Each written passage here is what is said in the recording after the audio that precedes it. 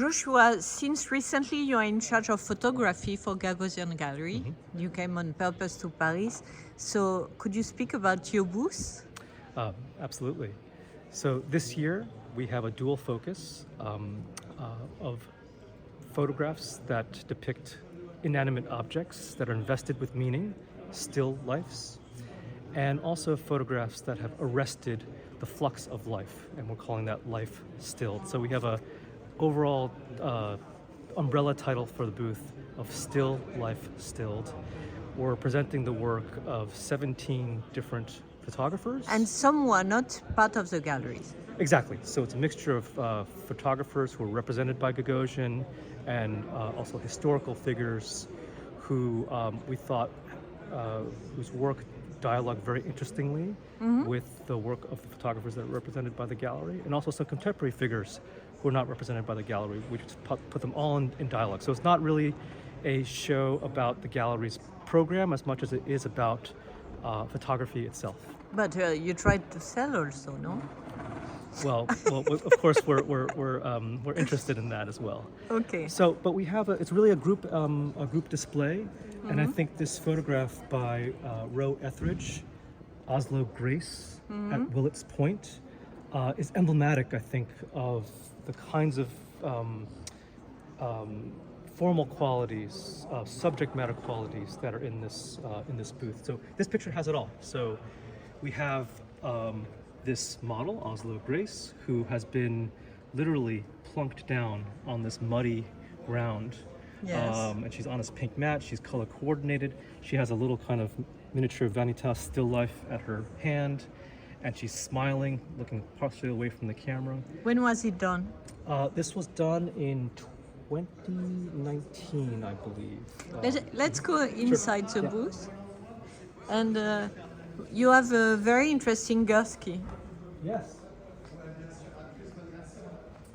Yeah. So one of my goals was to bring work by well-known artists, but bring work that might be unexpected. And I think this work by Andreas Gursky qualifies. It's a smaller scale picture. Very conceptual. And very conceptual. So it's a photograph of one of his own books. So one of his works is reproduced in the book. He's flipped the page open and photographed that page, but he's also placed the book on top of one of his prints.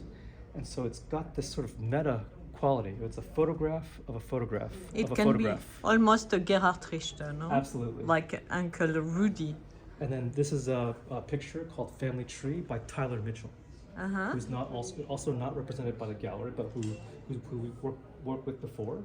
And it's of a home in Brooklyn and of sort of family portraits, and you can just see in this arrangement of pictures a kind of lineage, a relationship between the objects and also the people in the pictures, and also the relationship of the photographer to this scene. And a very different kind of picture here on the left by Robert Frank. What year? This is 1955. It's called Hoover Dam, Nevada.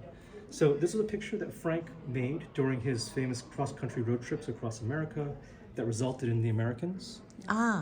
This was not a picture from the book. The book had 80-something pictures. Not every picture could make that book. And so it's a picture that Frank comes back to later in his career, after he had left photography, become a filmmaker, gone back to photography. And I think he saw this picture as kind of emblematic as where he was as an artist. You can he's photographed this postcard rack, and it's almost like a film strip. So it's very much about photos in photos for this book. This wall, yes. This wall. So we have a few different focus here. There's another pair, if we have time, I'd like to point out. Let me quick. Sure. This is a light box by Jeff Wall. And it looks like there's not much going on in the picture. There's not a lot of drama, not a lot of action, no figures. It's called A Wall in a Former Bakery. It's from the early 2000s. Jeff Wall's very much interested in mark making, in the accumulations of marks and what stories they can tell. This sort of brownish, orangish residue was obviously from years, maybe decades of cooking inside this space. But it becomes a metaphor for photography because what is photography but accumulated light on a surface? And so we've paired that with this. You never finish. Come on. We paired that with this unexpected work by Frederick Sommer from the 1960s. The way he made this work is actually very similar to the way Jeff Wall made that work. This is a photograph made by holding a piece of cellophane above a candle, moving it, so that the soot from the candle deposits onto the cellophane, and then he used that as the negative. He put that in the enlarger and made a print from it. Wow, so that's a very sophisticated booth. Merci beaucoup. Thank you. Sorry to take more of your time. You got more than Don't go.